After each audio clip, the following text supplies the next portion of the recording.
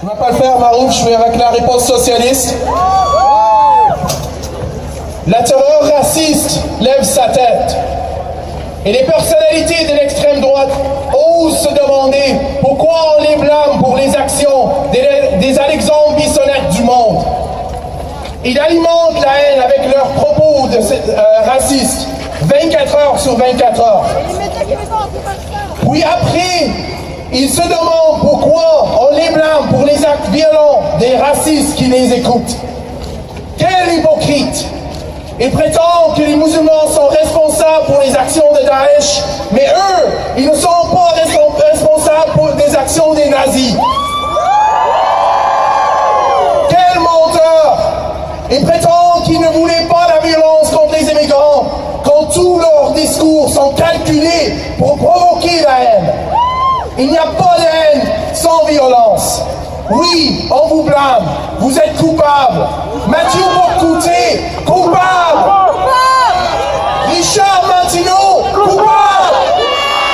Denise Bombardier, coupable. François Legault, coupable. Andrew Scheer, coupable. Il faut demander d'où viennent les islamistes. Ils ont été créés par les impérialistes, par leur allié, la famille Saoud, pour lutter contre les socialistes et communistes en Afghanistan et ailleurs. Je suis né, malheureusement, en Arabie Saoudite.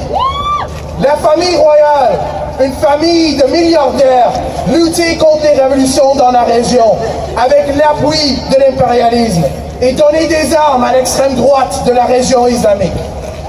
Ce n'est pas les musulmans qui sont responsables pour ces monstres, c'est l'impérialisme qui sont responsables.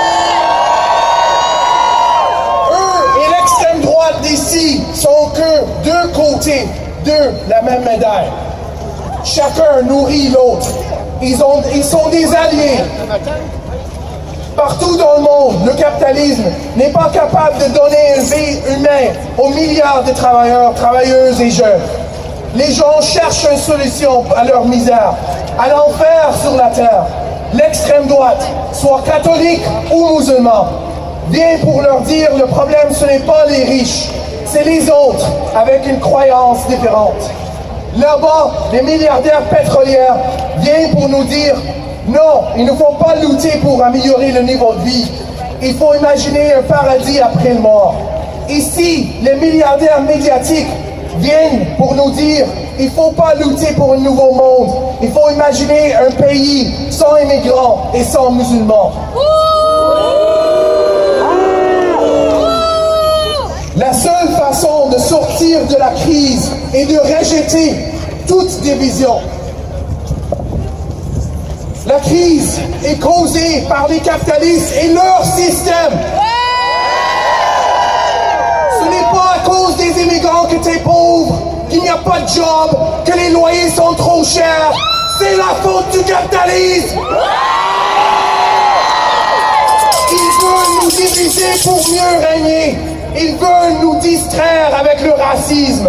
On répond avec l'unité de classe, avec la solidarité des travailleurs et travailleuses de toute origine et croyances religieuses.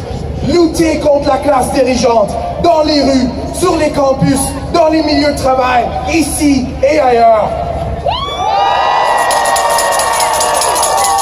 Pendant qu'on manifeste ici, à Paris, il sort l'armée contre les gilets jaunes. En Algérie, les travailleurs et les étudiants manifestent dans les rues pour faire tomber leur régime. En Venezuela, le peuple vénézuélien résiste à un coup d'État fomenté par l'impérialisme américain. Notre combat, partout dans le monde, en solidarité avec tous eux qui manifestent, c'est un combat contre les propriétaires de notre économie. Ils ont peur de nous. Ils ont peur de notre force qu'on en est unis. Faisons peur aux classes dirigeantes. Faisons peur aux classes dirigeantes. Le capitalisme ne peut mener qu'à plus de pauvreté, plus de désespoir, plus de guerre et plus de massacres. Il faut renverser ce système pourri. Vote le capitalisme. Il faut le remplacer avec le socialisme. Le capitalisme coupable, dans les rues, sur les campus, dans les milieux de travail, on vient pour les milliardaires, on vient pour les vendeurs de la haine, les manufacturiers de la guerre, les exploiteurs de la pauvreté. Ce n'est pas assez de dire qu'on est contre le racisme, qu'on réponse au désastre auquel ce système nous apporte. On vient pour faire la révolution. Ils disent déportons, on dit révolution.